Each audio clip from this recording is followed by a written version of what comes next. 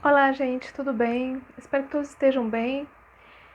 Hoje eu venho trazendo uma sequência, né, de capítulos, de aulas desse livro, A Hermenêutica do Sujeito, de Michel Foucault. Já venho trazendo já faz algum tempo, né, não está na sequência no meu canal, mas eu venho trazendo a 21ª aula desse livro, né, dessa aula que o Foucault deu no dia 17 de março de 1982, né, a hermenêutica do sujeito, e venho trazendo, né, a 21ª aula desse livro. Nessa aula, o Foucault ele vai se referir, certo, à ativação dos discursos verdadeiros. Para entender o que eu estou me referindo aqui, é necessário assistir às aulas anteriores, né? A última aula, principalmente, a última e a penúltima que eu dei desse livro, né? Para entender o que seriam esses discursos verdadeiros, né? Então, ele vem tratar aqui como os antigos gregos filósofos, e outras práticas ascéticas também, faziam para ativar na vida do sujeito os discursos verdadeiros. Como tornar esses discursos um ethos, uma maneira de viver, uma maneira de ser, né? E ele vai chamar essa ativação do discurso verdadeiro de ascese, né? Chamar isso de, na verdade, ele vai chamar de ascética, né? Que ele vai dizer aqui nesse capítulo que é um sistema moral, filosófico, que tem como finalidade atingir um objetivo espiritual, certo? Tem como finalidade uma transmutação do sujeito por ele mesmo, né? Uma prática por ele mesmo. E para isso são feitos diversos exercícios, diversas práticas que são prescritas e recomendadas, né? Pelas essas práticas da antiguidade grega, da filosofia, da ascese. Então Foucault ele vai trazer, certo, na hermenêutica do sujeito, diferentes exercícios, inclusive eu já falei aqui em capítulos anteriores, certo? Ele vai trazer uma espécie de etnologia da ascética, para ver, né, como aconteceu essa evolução da ascese entre os gregos, e ele vai falar isso passando pela história, né, ou pelas práticas ao longo do tempo, certo? Mostrando como é que deu essa difusão, essa evolução da ascética. Ele vai dizer aqui neste capítulo, né, que alguns estudiosos levantam a questão de que a ascese grega, né, ela teve uma influência de uma espécie de xamanismo, de exercícios, na verdade, que têm origem xamânicas, né? Ele vai trazer nos capítulos autores que levantam essa questão. Pois, segundo esses estudiosos, eles levantam essa hipótese, né? Porque os gregos antigos entraram em contato com civilizações do Nordeste europeu, que se apropriaram de alguns aspectos, né? Alguns exercícios dessas culturas. Entre eles tem as abstinências, né? Que é aguentar o tempo que você aguenta no frio, na fome, na sede, no calor, certo? Disputas para saber quem irá suportar por mais tempos, né? Também tem esse exercício. Técnicas de concentração do fôlego, né? Respirar o menos possível, a fim também de concentrar o pensamento ao máximo, se desligando dos afetos exteriores. Então, são exercícios encontrados nos primeiros diálogos de Sócrates, né? O Foucault ele vai dizer isso, né? São exercícios de si sobre si, exercício de concentração sobre o pensamento, é a volta do pensamento sobre si mesmo, uma espécie de exame de si, né? E o Foucault vai dizer que encontramos isso logo no início da hermenêutica do sujeito.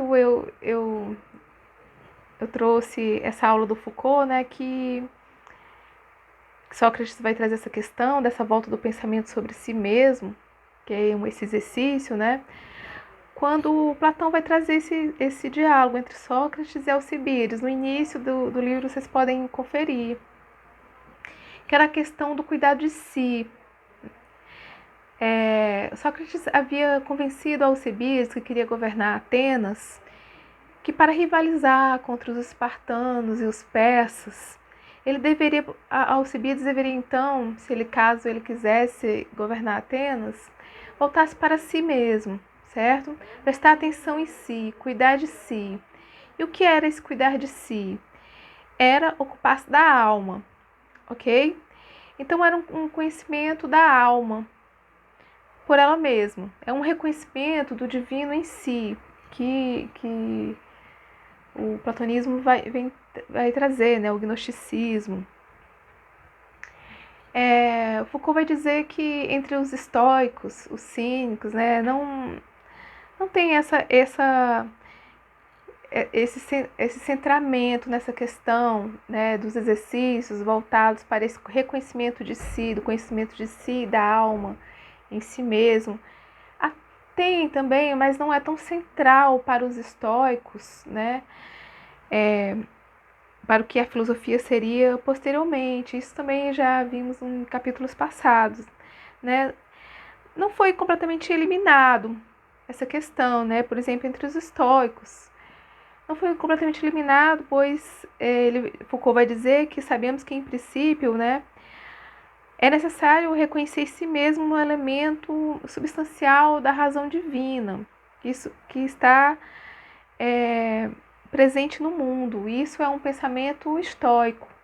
Reconhecer em si mesmo como uma substância que faz parte dessa razão divina do mundo. Mas esse centramento de reconhecer o divino em si mesmo, como tem em Sócrates, né, através desse conhecimento de si, da alma, não havia, né? Então, esses exercícios ascéticos também são encontrados no cristianismo, mas o cristianismo ele nega totalmente o gnosticismo platônico, né? Ele é antignóstico, na verdade, porque os cristãos não têm nenhum interesse nessa pauta, nessa questão do reconhecimento do divino em si, certo? Na verdade, a espiritualidade cristã, ela está completamente liberada da gnose, né? A espiritualidade cristã, ela é uma espécie de reconhecimento em si, de uma vigília incessante sobre si mesmo, certo? Uma perpétua inquietação para descortinar com uma crescente suspeita que o indivíduo deve ter sobre si mesmo, certo? Mas não para reconhecer o divino em si, como tem no gnosticismo, no platonismo, certo? Mas para perceber as artimanhas do diabo sobre o indivíduo, né? Esse era o que os cristãos, as práticas cristãs, da ascese cristã centrava, né? Muito diferente do platonismo e também muito diferente dos estoicos, por exemplo. Okay? Que não existia isso, né? E o Foucault vai ressaltar que, principalmente no século XV e XVI, na Reforma e na Contra-Reforma, essas asceses cristãs elas ficaram mais intensas, né?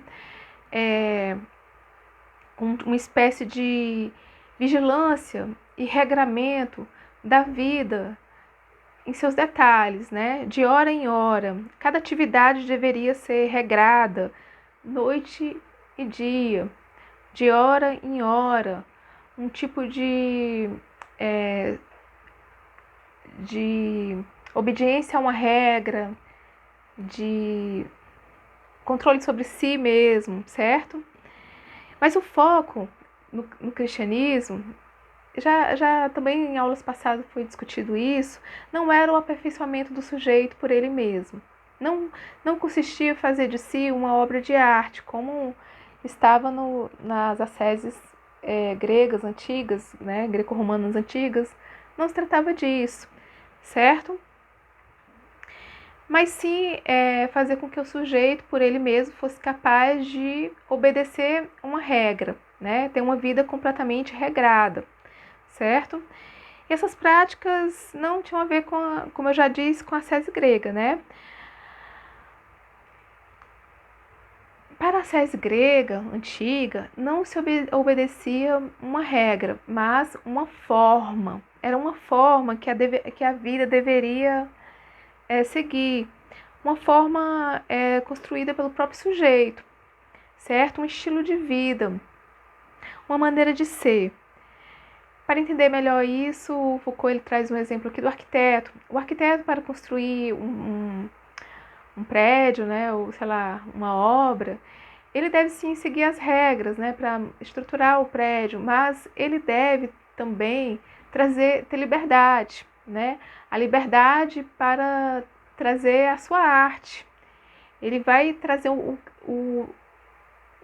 que tem nele para construir aquela obra, né? Ele tem que construir uma determinada forma, né, que é singular, que está nele, né, na criatividade dele. E assim era a filosofia grega, né? Era necessário sim seguir algumas regras, mas o sujeito construía a sua vida de forma livre e criativa, né? A vida era uma obra de arte, não uma obediência a uma regra, mas a obediência a uma ideia, uma forma e um estilo de vida escolhido pelo sujeito, ok? Então, se trata de exercícios,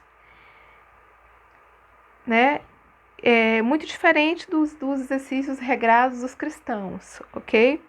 Então, eram exercícios ascéticos de preparação, né? Para o que o indivíduo iria se deparar ao longo da vida. Era um tipo de exercício ao qual o indivíduo iria se preparar, né? Os filósofos gregos, para aquilo que ele poderia se deparar ao longo da vida, certo? Como um professor que vai preparar uma aula, né? E ele tem que estar preparado para as perguntas, para falar. É um tipo de ginástica sobre si mesmo, para que o indivíduo saiba agir diante de uma situação real, certo? Então, para isso exigia, sim, a liberdade, certo? Onde o indivíduo iria adaptar às suas conveniências e necessidades, ok? Então, assim, existiam exercícios, existiam ginásticas, e esses exercícios não estavam lidando apenas com o pensamento, né? Não se tratava somente do pensamento, mas era um exercício que incidia sobre o corpo, era um exercício que incidia sobre as abstinências também, certo? Então, o Foucault ele vai trazer nesse capítulo um texto de um filósofo estoico, Musonius Rufus, que ele vai falar dos exercícios do corpo, que o corpo não deve ser negligenciado, ok? Pois é necessário cuidar do corpo a fim de atingir a virtude, certo? O corpo deve ter coragem e resistência diante das adversidades exteriores. O corpo deve ser capaz de sofrer, certo? Sem sucumbir, sem se deixar vencer pelos intempéries da vida, né? Também esse exercício sobre o corpo é uma forma também de regrar, medir e dominar os movimentos exteriores para que o indivíduo seja centrado, né? Era necessário também centrar o corpo para centrar a mente, certo? Era um movimento realizado de si sobre si mesmo, que exercia tanto num pensamento quanto também no corpo. Então, Platão também vai trazer isso, né? Então, vai trazer esses exercícios que os cidadãos gregos deveriam fazer para se tornarem atletas, para serem lutadores, caso houvesse invasões, né? Uma forma de fortificar o corpo, ter domínio de si, coragem de si, mas o corpo deveria ser atlético, né? Para Platão. Para os estoicos, para Musonius Rufus, não era necessário um corpo atlético, apenas um corpo que fosse forte o suficiente para vencer as adversidades, certo? Os infortúnios. Então, era uma forma de ter uma resistência física sobre o corpo, de ter um tipo de paciência no corpo, um tipo de resistência no corpo, certo? Para resistir à fome, resistir à sede, resistir à dor, resistir ao calor, resistir ao frio, resistir ao sono, né? Como eu já disse, né? Era um tipo de práticas para fortalecer o sujeito, de todas as formas possíveis, né? Sêneca vai fazer uma crítica àquelas pessoas que faziam exercícios para deixar o corpo musculoso, ok? Ele vai dizer que isso sobrecarrega o corpo, sobrecarrega a alma. Sêneca vai preferir exercícios leves, né, para sustentar o corpo, a fim de tornar o corpo apto para atividade intelectual, né? Exercícios mais leves, como, né, caminhadas. Também entre esses exercícios ascéticos tem as abstinências, né? Mas a abstinência, ela era feita de forma regular, não como não alguma forma do indivíduo converter-se às abstinências, não. Mas sim, para tornar o corpo forte também. Era necessário que, de tempos em tempos, o sujeito se submetesse a algum tipo de abstinência para ser capaz de ser desprendido, certo? Para suportar o infortúnio. Então, você deveria, assim, de vez em quando, submeter a si mesmo a um tratamento rude, né? Algum tipo de abstinência, como eu já falei, podia ser abstinência de comida, né? De sono, sei lá, de abstinências sexuais, certo? Porque o filósofo, ele nunca perdia de vista o fato de que se deve comer, beber somente o necessário, a medida certa para manter o corpo vivo, certo? Para matar a fome e a sede. Nada de excessos, né? E isso estava bem presente entre os filósofos, né? Principalmente nessa questão das asceses, né? Então, são exercícios para regrar a vida mediante interdições e proibições precisas, que visavam o fortalecimento do sujeito, ok? Então, também outras práticas trazidas pela filosofia grega, né, eram as provas, era ver a si mesmo, testar a si mesmo, o que o sujeito era capaz de fazer, o que ele é capaz de realizar, o que é capaz de demarcar a si mesmo, certo? Saber, no fundo, o que se é capaz e pensar sobre si mesmo, certo? Era um exemplo de interrogar sobre si mesmo. Epíteto Foucault vai trazer esse exemplo, né, que Epíteto ele traz, né? Por exemplo, você é uma pessoa que está sempre em cólera, né? Então deve-se então comprometer a si mesmo, não ter a cólera por um dia, por 2 dias, por uma semana, por um mês, por um ano, certo? Ver até que ponto você vai progredir na sua paciência. Era um tipo de prova. Outra prova realizada, não cometer injustiça. Não cometer injustiça igualmente, por um dia, por um mês, por um ano. Evitar durante o dia ser injusto, procurar ser justo, né? Deve-se conseguir, durante algum tempo, ainda que lícito, certo? Ainda que lícito, evitar de obter o lucro. Por quê? Porque o lucro é a fonte das injustiças. Então era necessário, mesmo que lícito, evitar o lucro, certo? Porque pois o lucro vai trazer injustiça, né? Era necessário fazer essas práticas de prova para o sujeito desenraizar-se de si mesmo, certo? E uma forma de fazer isso é ter nossas abstinências, né? Inclusive em relação ao lucro. Outra forma de ter essa prova sobre si mesmo, que Epíteto traz, por exemplo, alguém vê uma bela mulher, ele diz, né? Uma bela jovem, e abdicar dela, né? Não segui-la, não tentar seduzi-la, não querer se aproveitar dela. Mas ele vai dizer que isso não basta, certo? Mesmo que a jovem queira, né? Mesmo que ela deseje que o sujeito vá galantear, né, o sujeito deve abdicar ao menos de imaginar, certo? De usufruir dos seus encantos, mesmo que a jovem queira, certo? É necessário nem pensar.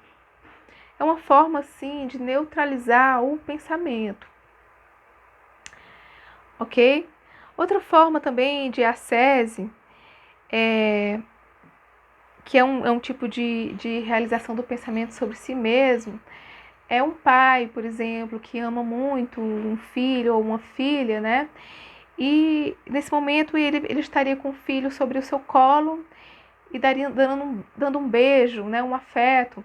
E nesse momento que o sujeito faz esse ato, ele pensar que de fato, na manhã seguinte, a criança estaria morta, por exemplo, né? Que é exatamente o ser que se tem mais afeição, certo? Que ela morrerá, desaparecerá, consistindo assim em um exercício de desapego, percebendo a real fragilidade, certo? Da união, né? Do quanto essa união ela realmente é frágil, certo? Então eram práticas ascéticas de fortalecimento do sujeito como maneiras de fazer de si uma obra de arte, né? De ter poder sobre si, ok, gente? Bom, eu finalizo por aqui essa 20ª aula que eu trago, 21ª aula que eu trago com muito prazer. Logo estarei com a próxima aula da hermenêutica do sujeito. E assim agradeço por quem assistiu esse vídeo. Muito obrigada.